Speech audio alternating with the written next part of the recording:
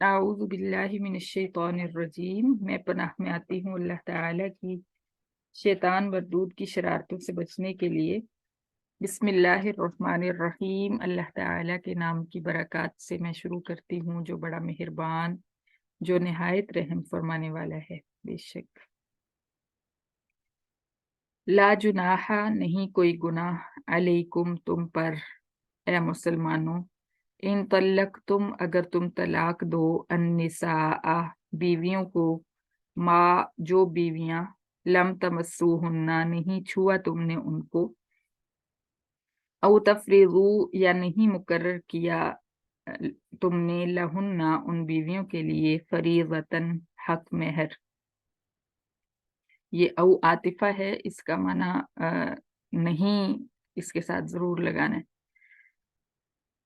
वमत्तिऊहुन, और तुम सामान दो, फायदा दो उन तलाक वाली औरतों को, अलल मोसिई वसअत वाले पर, कदरुहु उसकी ताकत के मुताबिक, व अलल मुक्तिरी और तंग दस्त पर, कदरुहु उसकी ताकत के मुताबिक सामान देना है।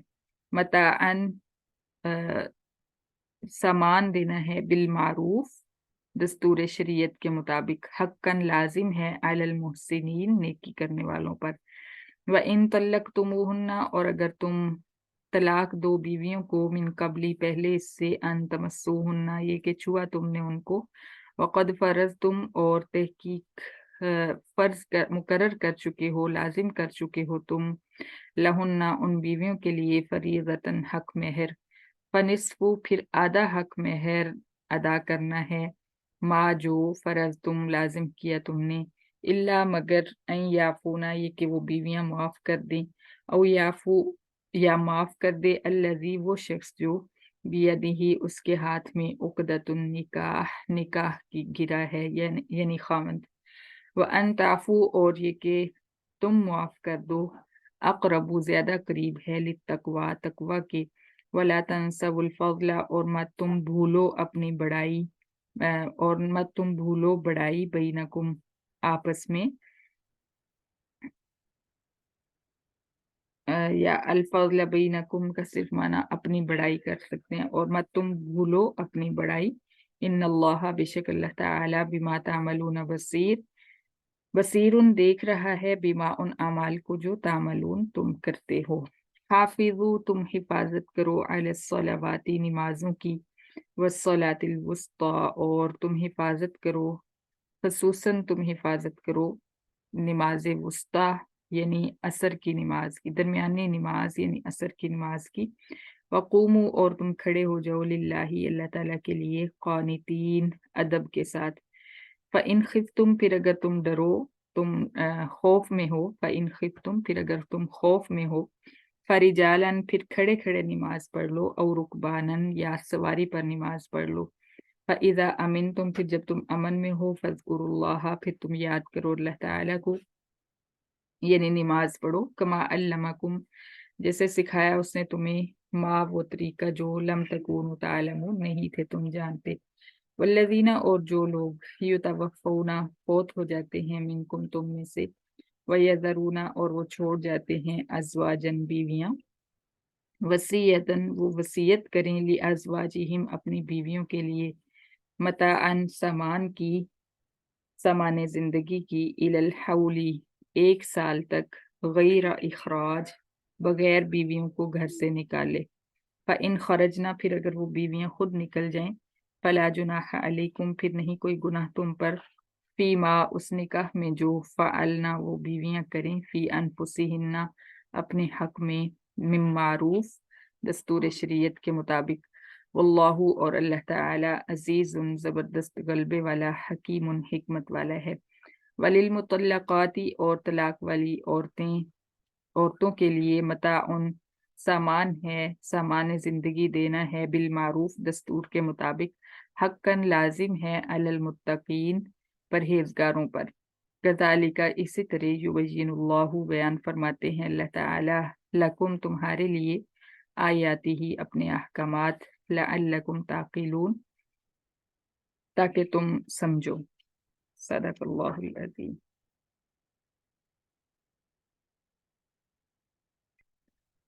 ला जुनाहा अलैकुम इन तल्लक़्तुमुन निसाअ मा लम तमस्सूहुन।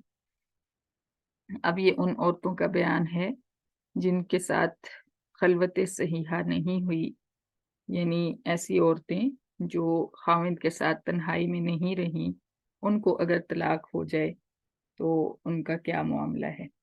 और खलवत सहीहा जो है उसको समझना पहले ज़रूरी है कि इसके लिए ये ज़रूरी नहीं है कि वाक़ई उन्होंने हुकूक़ ज़ौजियत जो हैं पूरे किए हैं। सिर्फ़ सिर्फ़ तन्हाई जो है वो भी अगर हो जाए तो उसके बाद तलाक हो तो फिर भी इद्दत जो है दूसरी औरत की तरह 3 महीने गुज़ारनी होगी। लेकिन एक ऐसी औरत मसलन निकाह हुआ है और वो खाविंद के घर गई ही नहीं और अपने मेके घर में ही रही हमेशा और उसको तलाक हो जाए, या अगर निकाह भी हुआ है और बिल्कुल अलहदा कहीं नहीं रहे कुछ देर के लिए भी, तो ऐसी औरत का ये मामला है।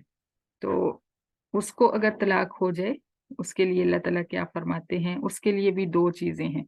एक तो ये है कि तुमने हक़ महर मुकर्रर कर दिया था और दूसरा ये है कि हक़ महर मुकर्रर नहीं किया। तो इस तरह इनकी भी 2 किस्में बन जाती हैं।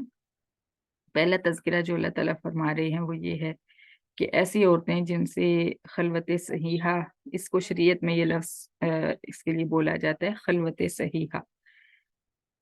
खलवत सहीहा भी नहीं हुई और हक़ महर भी मुकर्रर नहीं हुआ, बस निकाह हुआ। इससे एक और चीज़ भी हमें समझ आती है कि हक़ महर के बगैर भी निकाह हो जाता है, लेकिन अदा करना होता है। ऐसा नहीं कि अदा नहीं करना होता हक़ महर, लेकिन अगर वक़्ती तौर पे निकाह के मौका पे आपने हक़ महर मुकर्रर नहीं किया या अदा नहीं किया तो उससे भी निकाह हो जाएगा।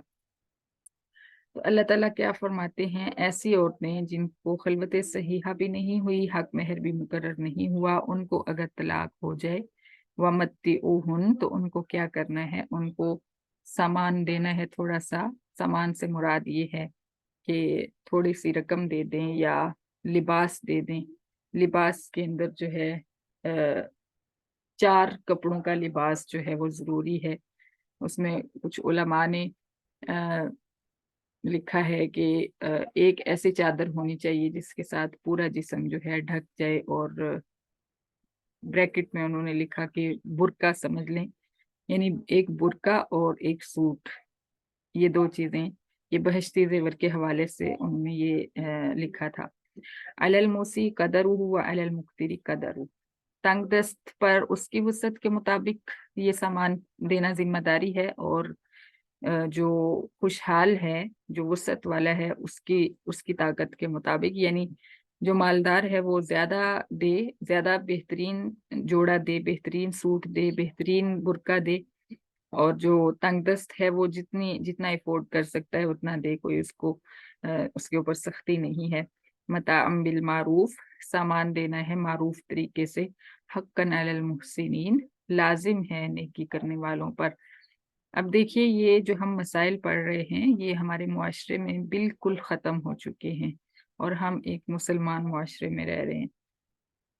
अल्लाहु अकबर। हज़रत हसन रज़ी अल्लाह तआला अन्हु, हज़रत हसन बिन अली रज़ी अल्लाह तआला अन्हु जो हैं, उन्होंने जब एक औरत को तलाक दी और ऐसा ही मामला था, खलवत सहीहा नहीं हुई थी, निकाह हुआ था, तो उन्होंने 10,000 दिरहम उस औरत को देकर रुखसत किया। यानी वो जो सहाबा किराम थे वो इस तरह अमल किया करते थे, क्योंकि अल्लाह ताला फरमा रहे हैं वुसअत वाला अपनी वुसअत के मुताबिक देगा। 10,000 दिरहम की बहुत ज़्यादा, आज भी अगर देखा जाए बहुत ज़्यादा कीमत है। तो एक सूट लेकर देना जो है ये तो एक सूट और एक बुर्का जो है ये तो बहुत कम में आ जाता है। लेकिन पहली बात ये है कि जब तलाक का मामला होता है तो हमारे यहाँ जो है वो एक जंग छिड़ जाती है। सूट लेकर देना या कोई चीज़ देना या पैसे देना वो तो बात ही ख़त्म हो जाती है ना जड़ से। बिल्कुल फ़साद मच जाता है। तो अल्लाह ताला ये बता रहे हैं कि ये कोई फ़साद वाली बात नहीं है। ये एक कानून है, जैसे निकाह कानून है, इसी तरह तलाक भी एक कानून है। और یہ قانون عورت کے لیے ہی بنایا گیا ہے۔ عورت کی آسانی دیکھیے اس کے اندر کتنی ہے۔ اللہ تعالیٰ کو ناپسند ہے طلاق۔ سب سے پہلی چیز یہ ہے کہ حلال چیزوں میں سے سب سے ناپسند چیز جو ہے وہ اللہ تعالیٰ کو طلاق ہے۔ لیکن ایک دیکھیے کہ اگر ایک جوڑا جو ہے ان کی آپس میں بن نہیں رہی، ساری زندگی اجیرن ہو کے رہ جاتی ہے اگر ان کی، تو اس سے بہتر یہ آپشن ہے کہ وہ علیحدہ ہو جائیں اور کسی اور کے ساتھ نکاح کر لیں۔ تو یہ آپشن جو ہے یہ در حقیقت مرد کے لیے بھی ہے، عورت کے لیے بھی ہے۔ عورت کے لیے باقی یہ چیزیں جو ہم پڑھ رہے ہیں کہ عورت کی سہولت پھر اللہ تعالیٰ نے ہر جگہ پہ دیکھی کہ عورت جو ہے وہ کہیں پہ بھی بے سہارا نہ رہے۔ اگر ایک مرد نے چھوڑا ہے تو اللہ تعالیٰ نے اس کے لیے اور سہارے بتا دیے کہ سب سے پہلی بات تو یہ ہے کہ عدت کے دوران چونکہ وہ نکاح نہیں کر سکتی، تو اگر کسی نے طلاق دی ہے تو اللہ تعالیٰ فرماتے ہیں طلاق کی جو عدت ہے 3 مہینے وہ خاوند کے گھر میں رہے گی، اور خاوند جس نے طلاق دی ہے وہی اس کو کھانا لباس وغیرہ مہیا کرے گا۔ یعنی چونکہ وہ اس کے نکاح کی وجہ سے اب کہیں اور نکاح نہیں کر پا رہی 3 مہینے، اس وجہ سے 3 مہینے خرچہ وہی اٹھائے گا چاہے اس نے طلاق دے دی ہے۔ تو ہر جگہ پہ اللہ تعالیٰ نے عورت کے لباس، خوراک، مکان کا جو مسئلہ ہے اس کو قرآن مجید میں حل کیا ہے اور بتایا ہے کہ اسلام نے جتنے عورت کو آزادی اور حقوق دیے ہیں کہیں پہ بھی نہیں ملتے۔ تو طلاق جو ہے اس کو اللہ کرے کہ یہ ہمارے معاشرے کے اندر سب سے پہلی بات تو یہ ہے کہ ایسا کوئی معاملہ ہو نہ، اللہ تعالیٰ بچا کے رکھیں سب کو۔ لیکن اگر ایسا ہو تو پھر اس کو خاندان، بعض اوقات جو خاندانوں کے اندر ایسے رشتہ داروں کے اندر ایسا ہوتا ہے تو رشتہ داری پہلے والی بھی کٹ جاتی ہے، ختم ہو جاتی ہے، لیکن اسلام ہمیں اس چیز کی اجازت نہیں دیتا، بلکہ اسلام یہ حکم دے رہا ہے کہ اگر ایسی نوبت آ گئی ہے تو پھر تحفہ تحائف دے کر، تحفہ تحائف دینے سے نبی علیہ السلام نے فرمایا محبت بڑھتی ہے، تو تحفہ تحائف دے کر جو ہے عورت کو رخصت کریں تاکہ لڑائی جھگڑا اور فساد جو ہے وہ نہ ہو۔ اب یہ وہ معاملہ ہے کہ عورت کے لیے حق مہر مقرر نہیں ہوا تھا، تو اس میں کیا کرنا تھا کہ ایک سوٹ، ایک جوڑا کپڑوں کا لے کر اس کو دینا ہے اور اس کو اچھے طریقے سے رخصت کرنا ہے، اور اللہ فرماتے ہیں جو نیک لوگ ہیں ان کے لیے یہ کرنا لازم ہے۔ پھر اگلا حکم آیا وَإِن طَلَّقْتُمُوهُنَّ مِن قَبْلِ أَن تَمَسُّوهُنَّ وَقَدْ فَرَضْتُمْ لَهُنَّ فَرِيضَةً، اور اب اگر تم نے طلاق دے دی ہے کسی عورت کو اور اس کو تم نے چھوا نہیں، یعنی خلوت صحیحہ نہیں ہوئی، وَقَدْ فَرَضْتُمْ لَهُنَّ فَرِيضَةً، ان کے لیے تم حق مہر مقرر کر چکے تھے۔ اوپر جو تھا حق مہر مقرر نہیں تھا، اس لیے اس کو کیا دیا، لباس وغیرہ دے دیا۔ اب یہاں حق مہر مقرر کیا تھا تو کیا کرنا ہے، فَنِصْفُ مَا فَرَضْتُمْ، جو حق مہر مقرر کیا تھا وہ اس میں سے آدھا جو ہے وہ ادا کرنا ہے۔ إِلَّا أَن يَعْفُونَ، یا یہ صورت ہو سکتی ہے کہ عورتیں معاف کر دیں، وہ کہیں کہ ہم نہیں لیں گے، ہم نے معاف کیا۔ أَوْ يَعْفُوَ الَّذِي بِيَدِهِ عُقْدَةُ النِّكَاحِ، یا پھر وہ شخص معاف کر دے جس کے ہاتھ میں نکاح کی گرہ ہے، یعنی خاوند معاف کر دے۔ خاوند نے کیسے معاف کرنا ہے کہ آدھا دینا تھا تو وہ پورا دے دے، یعنی اس نے اگر پورا ادا کیا ہے بالفرض تو عورت جو ہے آدھا واپس کرے گی، یہ تو لازمی ہے۔ تو اگر خاوند جو ہے وہ معاف کر دے کہ نہیں میں واپس نہیں لیتا کچھ بھی، تو پھر عورت کے لیے وہ پورا حق مہر جو ہے جائز ہے۔ اور اگر خاوند نے بھی حق مہر ادا نہیں کیا ہوا تھا، مقرر کیا ہوا تھا، تو وہ اس کے اوپر لازم ہے کہ وہ آدھا حق مہر بیوی کو دے، لیکن اگر بیوی معاف کر دے اور کہے کہ مجھے حق مہر نہیں چاہیے تو بھی یہ طریقہ بھی جائز ہے۔ اور اللہ تعالیٰ نے مردوں کو پھر فرمایا وَأَن تَعْفُوا أَقْرَبُ لِلتَّقْوَىٰ، اور اگر تم مرد جو ہو وہ معاف کر دو تو یہ زیادہ بہتر ہے، یہ تقویٰ کے زیادہ قریب ہے، تمہیں معاف کرنا چاہیے عورت کو معاف کرنے کی بجائے، کیونکہ ان تعفوا اقرب للتقویٰ، اگر تم نے ادا کر دیا ہے تو پھر تم اس میں سے واپس نہ لو، اور اگر نہیں ادا کیا تو بھی تم پورا ادا کر دو۔ وَلَا تَنْسَوُا الْفَضْلَ بَيْنَكُمْ، اس کی وجہ یہ ہے کہ تمہیں اللہ تعالیٰ نے بڑائی دی ہے، تمہیں فضیلت دی ہے عورتوں پر۔ ان اللہ بما تعملون بصیر، اس کا دوسرا تفسیر بھی کی ہے علماء نے، ولا تنسوا الفضل بینکم، کہ آپس کی رشتہ داریاں، آپس کے جو تمہاری محبت اور رشتہ بن گیا تھا اس کو بھولنا مت۔ ان اللہ بما تعملون بصیر، اللہ تعالیٰ دیکھ رہے ہیں ان اعمال کو جو تم کر رہے ہو۔ حافظوا علی الصلوات والصلاة الوسطی، پھر اسی کی نسبت سے چونکہ احکامات بیان ہو رہے ہیں پیچھے، شراب کا حکم، جوئے کا حکم، وہاں سے شروع ہوئے تھے یہ سارے احکامات، تو اسی کے تحت پھر نماز کا حکم آ گیا۔ اللہ تعالیٰ فرماتے ہیں کہ نمازوں کی حفاظت کرو، اور خاص طور پہ درمیانی نماز کی حفاظت کرو۔ اب درمیانی نماز جو ہے اس کے بارے میں اختلاف ہے، زیادہ علماء کا اس چیز پہ جو ہے وہ اتفاق ہے کہ اس سے مراد عصر کی نماز ہے، یعنی عصر سے پہلے 2 نمازیں دن کی ہوتی ہیں، فجر اور ظہر، اور 2 نمازیں رات کی، مغرب اور عشاء ہوتی ہیں، اور درمیان میں یہ نماز ہے۔ لیکن کچھ علماء نے اس کو درمیانی نماز سے مراد ظہر کی نماز لی ہے، کچھ نے فجر کی نماز کو درمیانی نماز قرار دیا ہے۔ بہرحال ہم یہاں پہ عصر کی نماز کریں گے۔ وَقُومُوا لِلَّهِ قَانِتِينَ، اور اللہ تعالیٰ کے سامنے ادب کے ساتھ کھڑے ہو جاؤ، بندگی کرتے ہوئے، بندگی کرنے کے لیے کھڑے ہو جاؤ۔ نماز جو ہے وہ با ادب طریقے سے ہونی چاہیے، یعنی قیام میں بعض اوقات ہم ہاتھ پاؤں جو ہے مسلسل ہلا رہے ہوتے ہیں، تو اس چیز کا خیال رکھنا چاہیے۔ بلکہ فقہا نے یہ بتایا ہے کہ اگر ایک حالت میں آپ 3 دفعہ نماز کی ایک رکن کے اندر آپ 3 دفعہ ہاتھ کو حرکت دیتے ہیں، یعنی اٹھا کبھی کہیں خارش کی، کبھی کہیں خارش کی، تو اس طرح کرتے ہیں، کبھی دوپٹہ ٹھیک کیا، ایک حالت میں 3 دفعہ، تو پھر نماز ٹوٹ جاتی ہے۔ اس لیے اتنا زیادہ جو ہے حرکت کرنے کی اجازت نہیں، با ادب طریقے سے کھڑے ہو۔ فَإِنْ خِفْتُمْ فَرِجَالًا أَوْ رُكْبَانًا، خوف کی حالت میں، جنگ کی حالت میں نماز پڑھنے کا طریقہ اللہ تعالیٰ نے بتایا کہ اگر تم خوف کی حالت میں ہو تو پھر کھڑے کھڑے نماز پڑھ لو، رکوع اور سجدہ کرنے میں اگر تمہیں اس بات کا ڈر ہے کہ دشمن حملہ کر دے گا، اور رکبانہ یا سواری کے اوپر چلتے چلتے جو ہے نماز پڑھ لو، لیکن نماز چھوڑنی نہیں، چھوڑنے کی اجازت نہیں، یہاں تک کہ یہ بھی حکم ہے کہ اگر تم ڈوب رہے ہو اور ڈوبتے ڈوبتے جو ہے نماز کا ٹائم ہو گیا تو تم نے نماز نہیں چھوڑنی، بلکہ وہاں ہی نماز کی نیت کر لو۔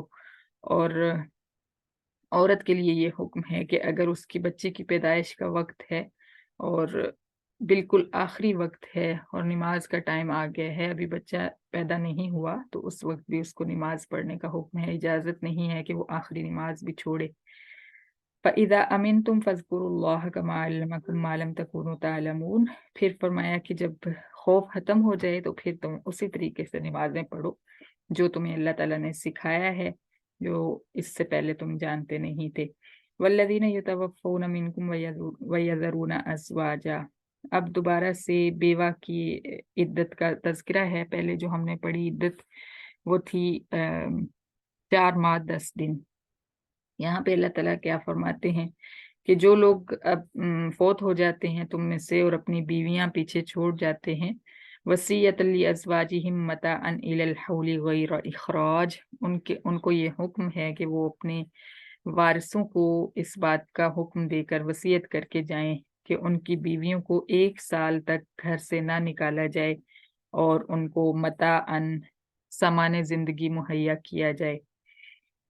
اب پیچھے جو حکم تھا 4 مہینے 10 دن، وہ لازم حکم ہے، واجب عدت ہے، اور یہ جو عدت یہاں پہ 1 سال بیان ہو رہی ہے یہ مستحب ہے، یعنی اگر 4 مہینے 10 دن عورت گزارتی ہے تو یہ تو لازمی ہے، اس کے اندر نکاح نہیں ہو سکتا، اس کے بعد نکاح ہو سکتا ہے، لیکن اگر 1 سال تک وہ نکاح نہیں کرتی یا گھر سے نہیں نکلتی تو یہ مستحب ہے۔ اب یہ کیوں مقرر ہوا، اس میں بھی عورت کا جو ہے وہ بہت زیادہ خیال رکھا گیا کہ عورت کا کوئی ٹھکانہ بنا رہے۔ خاوندوں کو سب سے پہلے چاہیے کہ وہ وصیت کریں کہ اگر جو ہے مجھے کچھ ہو جاتا ہے تو میری بیوی کو 1 سال تک گھر سے نہ نکالا جائے۔ اور یہ اس لیے فرمایا کہ بعض اوقات ایسے ہوتا ہے کہ عورت کا میکا وغیرہ نہیں ہوتا، اس کا کوئی ٹھکانہ نہیں ہوتا، تو 1 سال تک اگر اس کا نکاح نہیں ہوتا تو ایسا نہ ہو کہ یہ سسرال والے بھی اس کو گھر میں نہ رہنے دیں، اس کو نکال دیں اور آگے بھی اس کا کوئی ٹھکانہ نہ ہو۔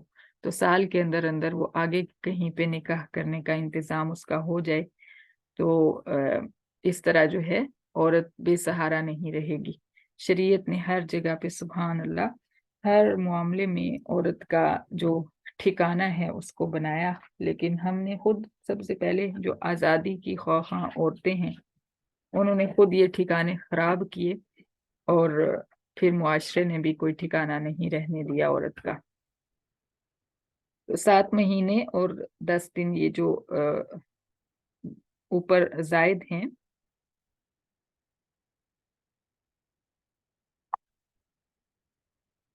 یہ عدت مستحب ہے، اگر کوئی گزارنا چاہے عورت تو گزار لے، اگر نہیں تو کوئی گناہ نہیں ہے۔ فَإِنْ خَرَجْنَ فَلَا جُنَاحَ عَلَيْكُمْ، اللہ فرماتے ہیں کہ اگر وہ خود چلی جائیں، فی ما فعلن فی انفسہن، اپنے حق میں نکاح کر لیں، تو پھر تم وارثوں پر یعنی خاوند کے جو گھر والے ہیں ان پر کوئی گناہ نہیں ہے کہ ان کے چلے جانے سے۔ واللہ عزیز حکیم، اور اللہ تعالیٰ زبردست غلبے والے حکمت والے ہیں۔ سبحان اللہ، بے شک۔ وَلِلْمُطَلَّقَاتِ متاع بالمعروف، اور طلاق والی عورتیں جو ہیں ان کو بھی معروف طریقے سے سامان دینا ہے۔ پیچھے بھی ہم نے پڑھا ہے کہ اگر